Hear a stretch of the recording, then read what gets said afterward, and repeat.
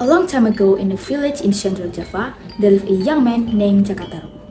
He lived with his mom, who called Mbok Rondo. His dad had passed away a long time ago. Jakataru and Mbok Rondo spent their days farming rice in the fields. One night, while he was sleeping, Jakataru had a dream that he would marry a beautiful fairy from the heavens. It's turned out it was just a dream. While Jakataru was daydreaming, suddenly a rooster crowed, signaling it was morning. His mom, Mbok Rondo, woke up from her sleep. Where is Jakataru? He's not in his room anymore. Oh, there he is, thinking about getting married. Later that day, when Mbok Rondo was in the fields and Pak Rano, the owner of neighboring fields, came to her. But why hasn't your son get married yet? I don't know. Where are you asking? Oh, nothing, Bo. I was thinking of matching him with my daughter, Laraswati. Huh? Hearing Pak Ramo's proposal made Mbok Rondo very happy. Laraswati was a beautiful girl with a gentle demeanor. Mbok Rondo was sure that if Jakataru agreed to marry Laraswati, they would make a great couple. However, she didn't want to make the decision for her son. She realized that Jakataru was already an adult and had his own desires. I agree, but it's best if we ask them. Yes, you're right. We should ask him. Days passed, and Mbok Rondo still hadn't found the right time to discuss the matchmaking plan with Jakataru. She was afraid that he might take offensive. Maybe Jakataru already had someone in his mind that he hadn't introduced to her. Eventually, Mbok Rondo forgot about her original intention. Jakataru was a young man who loved hunting. He was also a skilled hunter from his late father. This morning, Jakataru prepared to go hunting in the forest. Mom, I'm going hunting. Be careful, my son. Soon after in the forest, Jakataru managed to shoot a deer with his arrow. He was overjoyed, but when he was about to go home with his cat, a tiger suddenly appeared and snatched the deer away.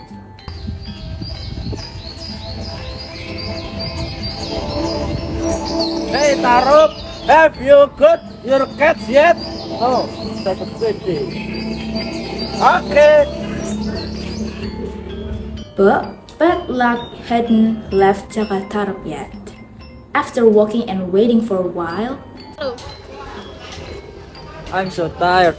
I haven't got any animal. I'm so hungry and I should just go home.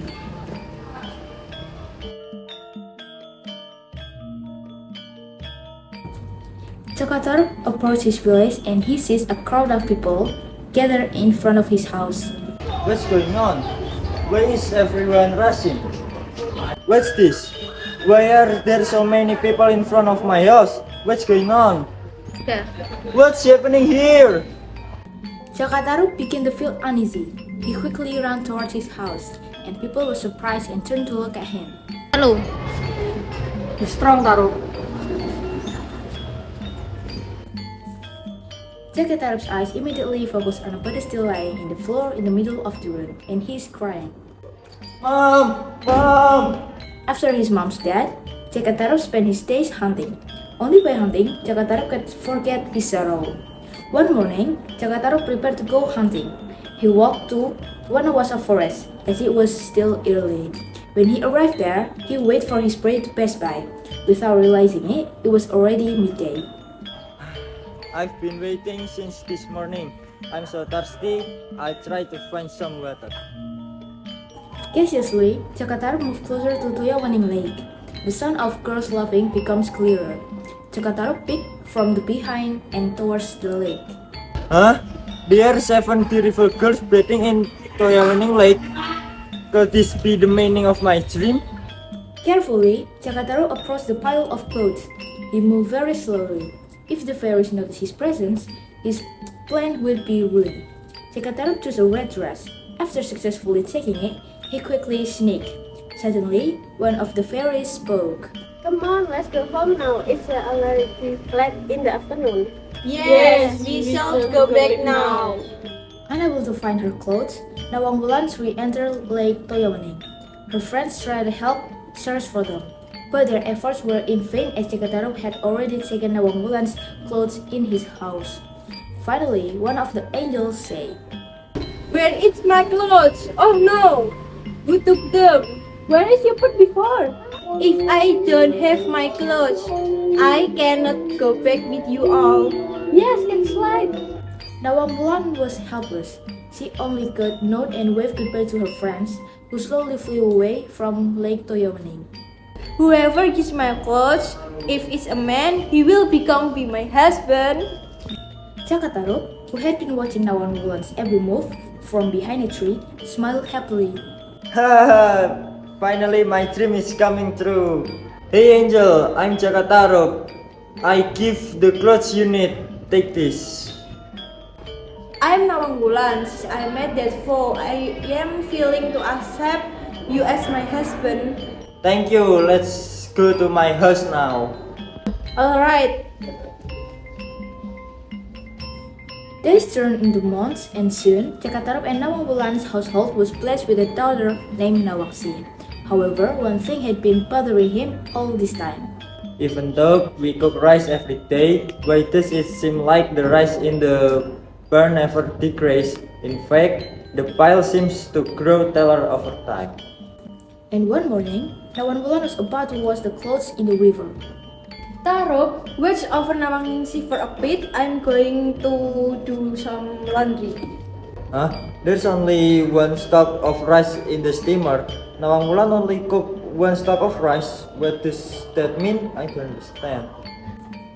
As Cakatarup stood in confusion, Nawang Wulan suddenly appeared in the doorway, glaring angrily at her husband. Tarup, why did you disobey my instruction? I'm sorry. I'm regret. I'm not listening to you. Well, it's too late now. From now, I will always have to brown the rice for cooking. Since that incident, the rice supply began to diminish. Eventually, only a small amount remained in the bottom of the barn. As usual, in the morning, Nawang Wulan went to the barn in the backyard to fetch some rice.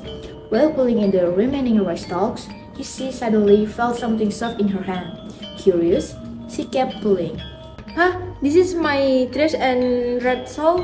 How did they end up here? Suddenly, Cakatarup, who was standing in the yard, saw something flying towards him. He watched it closely for a moment. Cakatarup was stunned. After a while, he recognized. Wulan, where are you? I'm here! Wulan, you look so beautiful. I'm sorry, forgive me. Cakatarup could only hold back his sorrow. He wanted to be strong. After Cakatarup promised not to see Nawang Wulan again, the angel flew away, leaving him and Nawangsi behind. Cakatarup could only watch her debutant holding Nawangsi close. His mistake was unforgivable. All that remained for him now was to take care of Nawangsi, just as Nawang Wulan had instructed. Hey Tarup, have you got